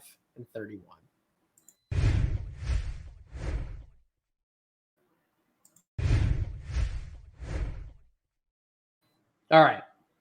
Detroit basketball, the part of the podcast that I know. Shout out to Molly over in the Overstated NBA group. Anytime I talk about the Detroit Pistons, got to shout out my girl Molly. I know she's waited a long time in this podcast to get to the meat and potatoes and where we want to go when we talk about the Pistons. I said it at the top, a lot of interesting roster constructions that we were discussing on this show. 17-65 record last year, but Maxwell, they have a lot of fun pieces in place. They have the dynamic backcourt when he's back and healthy of Cade Cunningham and Jaden Ivey. You still have Bojan Bogdanovic in the mix. You have the most fascinating collection of frontcourt players across the league, and Marvin Bagley, James Wiseman, Jalen Duren, and Beef Stew. You have Isaac Livers hanging out there like a forward spot. To me, the need is very simple. Wings, and more wings. Because you know who the best backup wing is on the roster? It's that guy I mentioned at the tail end, Isaiah Livers. Not downplaying Isaiah Livers, we got to do better than that from a depth perspective. We do, yeah. Yes, and I won't say that, but the most crucial position in the NBA. And that only gets better organically with the names they have on this roster if Cade Cunningham, in fact, is bulking up to be the player we think he's going to be, and he can prove he can play more free and operate guarding some of those bigger wings, not having to live guarding smaller players in the backcourt. But outside of that scenario, in my opinion, they have to leave with one or two really good wing prospects. I'm assuming you feel the same way. Yeah, I think that's the biggest area of need for them. Yeah, it's they don't need any more bigs. That's the biggest takeaway here is this team does not need any more big men. So you're telling me they don't need Jarris Walker and Taylor Hendricks? I would not go that direction. I would not either. I comfortably I would not either. So that leaves me outside of me just being absolutely the conductor of chaos, second in command to Tyler Rucker and throwing Bryce Sensabaugh in the mix. Like outside of that, to me, there's really only two names that we're talking about in this spot. Okay. So that unless you have another that would enter I was going to say, this. I don't hate Hendricks here because I think Hendricks at least spaces the floor and gives you some more size. Okay. Because like Duren is not that big. Stewart's not that big. Like, I mean, Duren's long, but I've long suspected he's not 6'10". So yeah, I think just getting the extra length with a Hendricks makes sense. And he shoots. So there's that. He's going to open things up, make life a little bit easier for Jaden Ivey. So I don't hate Hendricks here. Look, man, to me, it's Cam Whitmore and Asar Thompson. And it's choose who you are more comfortable building with long term. Now, there's been some fascinating discussions at No Ceilings about what the Detroit Pistons should actually do with this pick. I got to be honest. I do not love riding with consensus because usually when you ride with consensus, I come from a little bit of a betting background. Usually when you ride with consensus, you are on a one-way ticket to Loserville.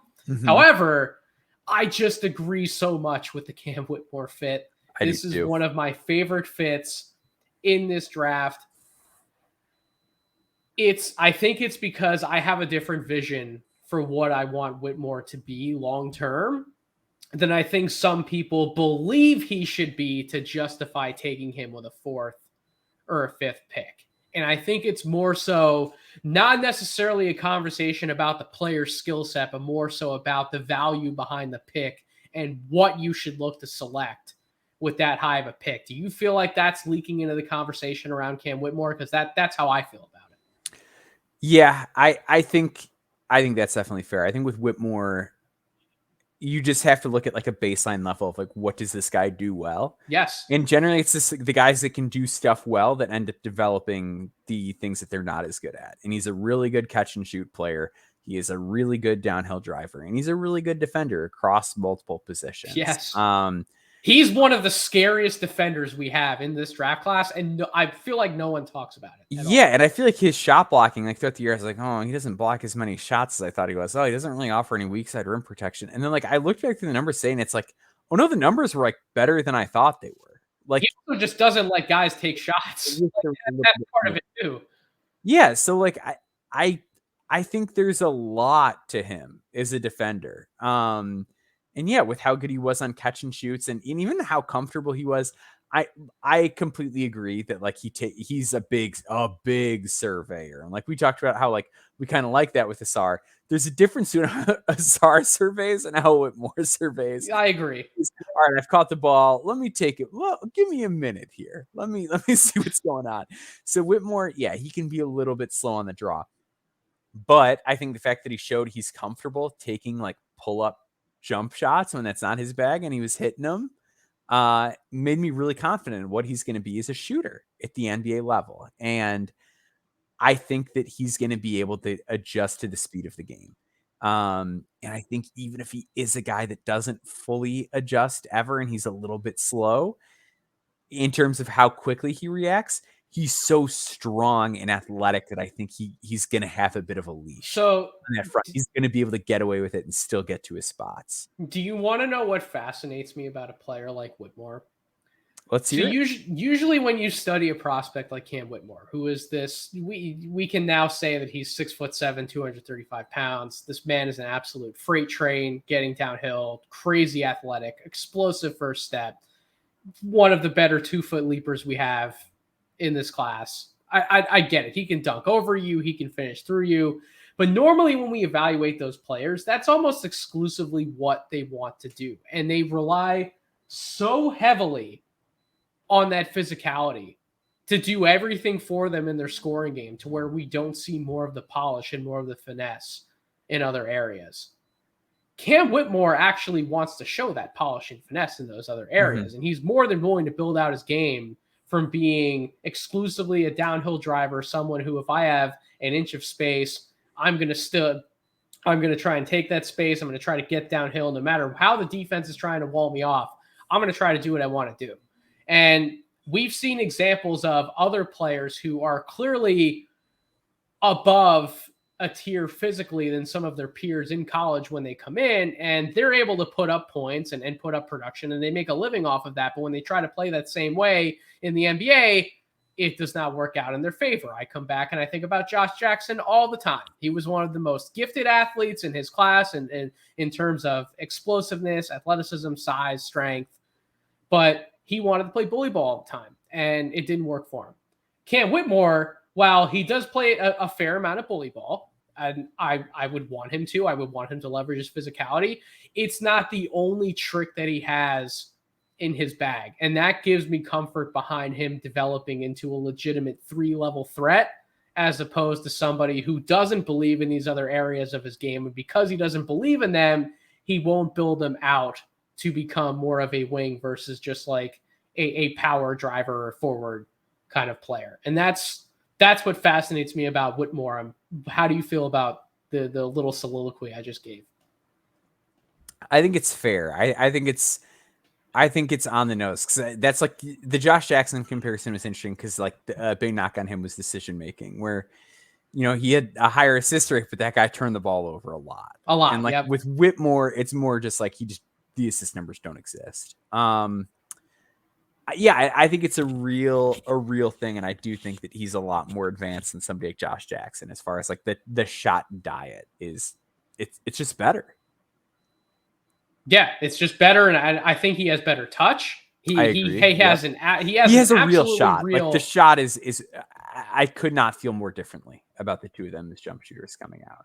34% on decent volume coming out, and I think it's only going to keep improving. I think the mid-range touch is real. I think his ability to play out of the post, both as someone who's going to turn over a shoulder or look to lean into someone and draw contact versus fade away and go to more of a fall away shot. I buy the post-up game, not being a regular weapon for him, but something he has in his bag. To me, I look at all these different areas in Cam Whitmore's game, and yeah, the decision-making is the clear thing that falls apart for him a little bit, but at the same time, he's one of the youngest players we have in this draft class.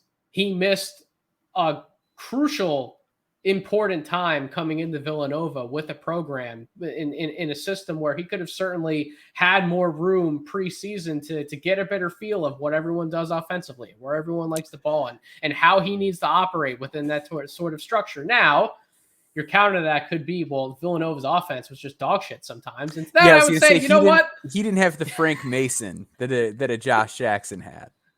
So to that, I would say, you know what? There are a lot of other guards on that roster who also stopped the ball and dribbled the air out of it and didn't want to make decisions with it. So maybe that wouldn't have changed. Maybe it's just Cam Whitmore sort of trying to fill in and play what everyone else on the roster wanted to do. I don't know. But the point is, I get that it's a weakness. It's an absolutely fair weakness to point out.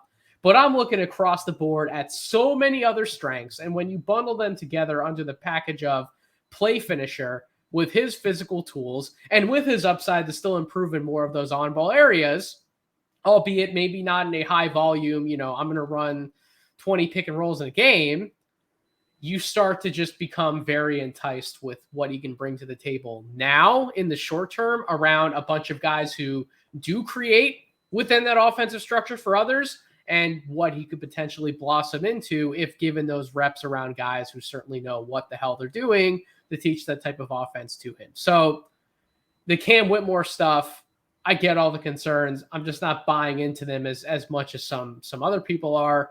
I'm buying into the natural talent and the overall upside. That's why we don't have to talk about Asor at length. We already did that earlier in the podcast, but that's why I would take Cam pretty comfortably over Asar, and I think you probably feel the same way.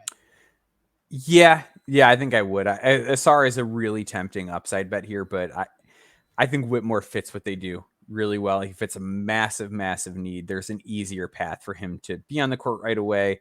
And like we mentioned, like there's just a glut of bigs, and other than Stewart, none of them shoot. So it's just like, all right, well, if I've got Ivy, who's not quite there yet as a shooter, and then I've got Duran or Wiseman or whoever out there, and then I've got Asar, who like maybe it probably isn't going to shoot right away. Like it can get really kind of cramped and ugly on offense. And then I think that's stifling everybody's development. Or at least with Whitmore, I know that he's going to be a willing shooter who can knock some down off the catch right away. I agree 110%. Last but not least on this podcast episode, potential targets at 31. I know who my favorite target is as we're recording this podcast. His name is still very much so in the draft conversation. My favorite target is Jordan Walsh for the Pistons. Ooh, okay. Because if he develops accordingly on the offensive side of the ball, he is everything this team needs from a defensive perspective to cover up the holes of everyone else on the perimeter defensively. And not only is he covering up the holes of everyone else on the perimeter defensively, he is also, as we mentioned, someone because of his size, his frame, his length, he's going to be able to guard fours. I fully buy into this guy being a 1-4 defender in the NBA. I believe in the slashing game. I think the spot up shooting will come around for him. I think the comfort level's there. He's gotten to a point now where we saw it at the end of the year for Arkansas, and then even in the combine scrimmages, he was willing to take those shots. He'll take them, yeah, and step into them. So I think enough offensively is going to be there to where he's not a complete tire fire on that side of the ball, and to the point where you'll even be able to point to some pluses for him offensively. And if that's the case, I got zero concerns about anything he's bringing to the table defensively. I still think even his body's got plenty of room to fill out. I think he's going to get stronger. This is a guy who, if you can buy into him and you can get him at 31 in this draft, if you're a team like Detroit where you don't have, grade A expectations, this is absolutely a guy I would take a flyer on. Yeah, I was going to say, if you're getting him on like a less guaranteed deal, you kind of have to do it, right? Like the kind of guy where it's like he's one skill away from just being a wildly complete guy who plays in playoff games. Yeah. I would love for them to target any of like the potential wing fallers. So like I wrote down Derek Whitehead. I was gonna say if like a Chris Murray, but Derek is the one that like really kind of piqued my interest because like I know the injury concerns are probably a pretty real thing for a lot of teams, but like the one thing he can do that we know he can do is provide nuclear shooting. And like even if he's limited and looks a little bit more like Isaiah Livers, like, hey, you need another Isaiah Livers, like if that's worst case of what he is, and he's more of just a knockdown guy. But his best case could be, again, if everything breaks right for him within the next 2 years, he was a guy, I keep bringing it up, he was number 3 on my preseason board, and I get that failed spectacularly for me to this point in the cycle, but that was the type of talent you saw pop on the tape in high school. Yeah, certainly. And I think that the defense, it can be really bad at times, but I think with the context of the feet, it's like, well, at least he like put up metrics. Like at least he made some plays on defense. And there were times where he fundamentally was like doing the right thing and like stopping the ball in transition and like just doing little stuff where it's like, all right, like I think you might end up being all right here. And if he is, and he's that kind of shooter, and then he gets some bounce back, he's able to get downhill more. Then again, we're talking about. And you're getting him at 31, yeah. And like the big like reservation, which is why I'm like a little bit lower on some of the super optimistic outcomes with him, is he's never moved the ball particularly well. Like even in high school, he was not a good passer, like bad assist turnover ratio, doesn't really just see the floor that well. But if I'm getting him at 31 to be a guy who defends and shoots threes and then gets downhill and has some bounce to him, like I love that. I absolutely love that. If he falls, like you got to take him.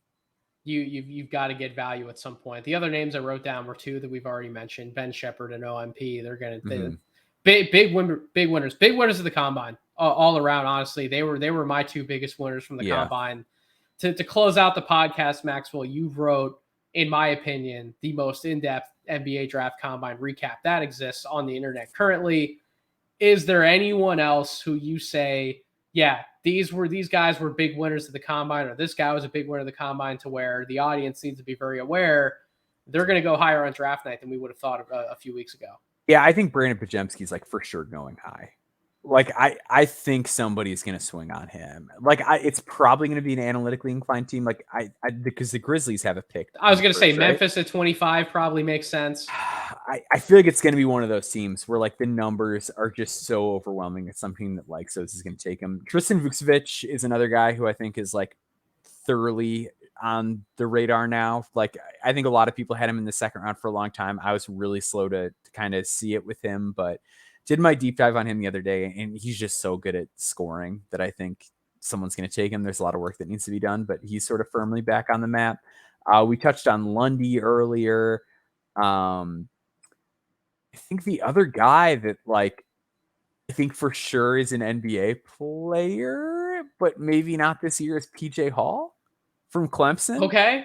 Because like he's sort of a 4.5 tweener to a degree, but I think he's really athletic and he really moves. He came out of the gates at elite camp, freaking scorching swinging from three. Yep. He is like, whenever I watch Clemson, like he's a guy where like the assist numbers aren't crazy, but like it seemed like every game I was like, oh, that was a real nice pass from PJ Hall. I think he's a guy that is probably going to go back, but I think people are going to forget about him. And I think he's going to be out of top season, like preseason top 60s, and he shouldn't be. I think PJ Hall is like because he's got some nasty to him too. He's not just a spot up shooter. Yeah, motor is wild with him. But yeah, that was the other one. But I feel like we touched on a lot of the other big ones. Everybody knows him. But Pods is like the guy that didn't come up on this show that I think is like firmly entrenched himself in the first round. So Pods top 25. Man, I think so. I do. So is it so like I'm not sure I'm there with him. I like personally, like I still have some reservations, but I put him at 26. I got there. Okay. So I had many reservations, like literally like 2.5 weeks ago, based on what I had seen. And I was higher on him than you were at that time. And now you and some other people told me to go look at what he did the first half of the year when he probably wasn't as gassed, and just look and see what he could do offensively. And then you watch him in the combine, where clearly he's coming off of some great individual workout time and pre-draft prep. And man, he was sharp. The touch is, I report, it's still insane. The touch is the most insane aspect of his game. Like that, the types of floaters and runners and shots that he hits off the bounce, I can't tell you how they go in. They're like stupid shots that like you kind of can't defend. They're like circus floaters that I'd expect my fiance to be taking out, and not my wife. Oh my goodness! Wow, that blunder at the end. That's how tired I am. They're like these circus shots I'd expect Anna to be taken out with me in the parking lot. We're playing a game of horse, but like he makes them work in an NBA game. Yeah, like for a guy who like doesn't really separate that well, it's like the perfect weapon. Is to be like, I shoot a floater where the ball is like 25 feet in the air at one point. You know what I mean? Like, it's how you deal with like not being able to separate, not being like the burstiest guy. And then the playmaking craft, the pick and roll game, like his vision, his awareness, his poise, it's all there. Even if he's not a starter, I think he solidified himself as like, I have a great chance to stick around as a top 8 guy. For quite a while. You know who the other combine guy that we got to touch on is Sanogo. Because I think Sanogo's going. He's for sure getting drafted guy. Yep. So 2 weeks ago, I would have absolutely pegged him as a guy who was going back to school. Wouldn't want to have him in my top 100. Then you watch him in the combine games. After you had heard all the reports about his work ethic, I want to improve defending in space. I want to improve my spot up game. Didn't really get to show the jump shot stuff at the combine, but he showed all of his other skills. And he was one of the more productive players at the combine that even during like the games, like no one was bringing him up. Like we were talking about Amani Bates for like the 60th time, and we weren't talking about what Adama Sanogo was doing, being like a double threat. And it's like the way he runs the floor, crashing the glass, interior scoring, the passing, the back door, the pass on the back door to Lundy, like unbelievable. I also think he's a big time. He's a winner guy. Right? Like, I feel like he's one of those guys you can that, like, certainly make that argument after this year. And it's just like, yeah, like he just gets it done. He does what you need him to do. He defends. I think, and like he did some more rim protection stuff last year. Like, I think there's some defense that he kind of didn't even show this past year. And I do buy him in space. And he's a former soccer player, and those guys always have good feet. Good feet, like, yep. I don't know. I just think with how he carves out space, how hard he plays, how he can pass, and the fact that we both kind of think he's going to shoot it a little bit. Yeah. You draft Sanogo. You draft Adama Sanogo. So I have Sanogo at 56. I think he was around like 40, 45 for me. Okay, so you got him up even higher. Okay. Mm-hmm. Well, there's some names that I'm going to have to probably weed out in between like that 45 to 56 range if I'm anticipating correctly. Not a ton.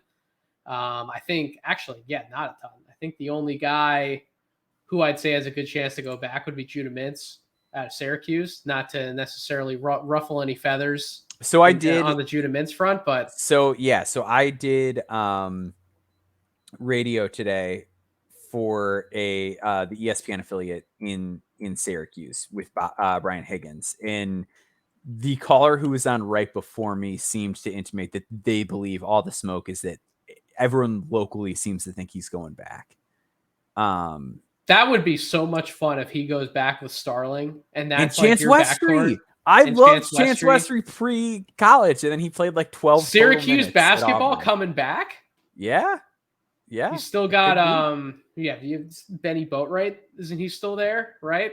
I'm not thinking of the right guy. USC. Who am I thinking of? Yeah. Benny Williams. Benny Williams. Yeah, Benny Boatwright. USC called that. That goes to show how long I've tried to be in the scouting game. And shout out to Ryan Boatwright, Aurora, Illinois' own. There you go. Got to give him some love from the hometown. So, yeah, I think Mintz is probably going back.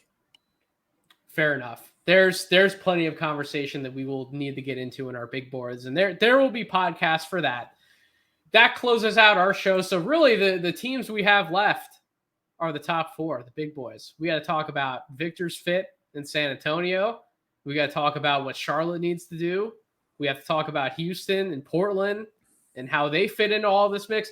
There are some fascinating conversations we're going to have for you on next week's episode of Draft Deeper, but that's going to close it out this week. If you aren't subscribed to this podcast feed, make sure you do so. No Ceilings NBA, wherever you get your podcast, Apple Podcasts, Spotify, YouTube.